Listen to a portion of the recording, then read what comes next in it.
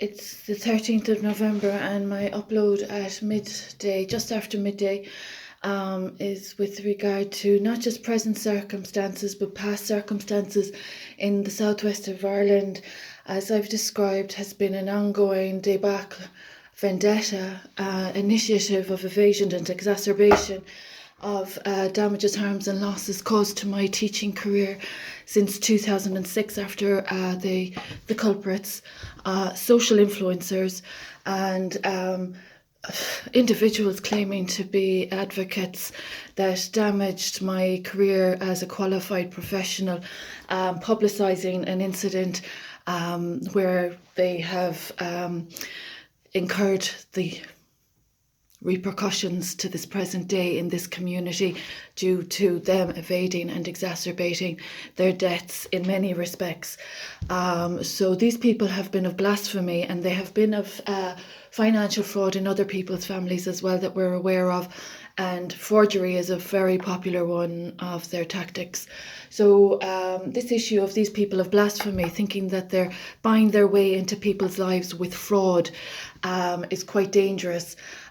They've worked off my legislation, and that's quite dangerous as well. They've worked off my recovery and my advocacy as well for the past. They've worked off my art as well. It's quite dangerous what's going on. So these people are thinking that they have ownership of a situation that they don't have ownership of, and therefore they're putting people's lives at risk.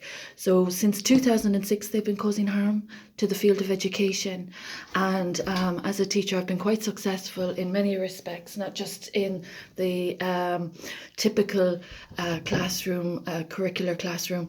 As a teacher in many respects I have done a few different, I've fulfilled a few capacities and facilitated a lot of initiatives.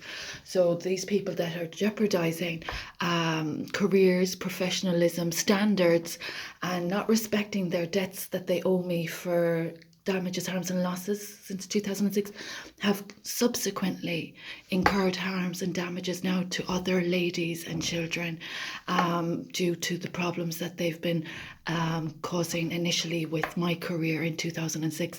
And just for those that are misunderstanding this situation, the purchase of people's identity, people thinking they're buying into people's identity, is a little issue that these individuals need to address with a professional psychiatrist. People aren't in a position with blasphemy or fraud and stolen wealth in a position to be publicising on the radio or in the news in any shape or form, as they have been doing up to this day.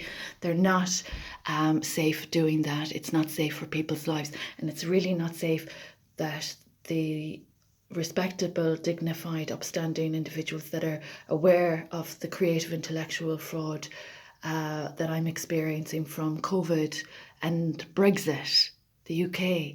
I hope everyone's aware how much that means to the UK, so, and how much it means to my ancestors as well in other respects. So anyway, that's another matter. But the people living off my work and that are obstructing proper procedures and that have been of fraud since 2006 and that have damaged other women and children's lives in the field of education and so on and so forth, aren't legally, rationally, realistically able to purchase their way into people's privacy. You can't claim ownership of a body of work that you don't own. We all own our own identity, and these neurotic tendencies of people to cause me offence, that they've caused me offence and they owe me debt since 2006, and that's getting worse.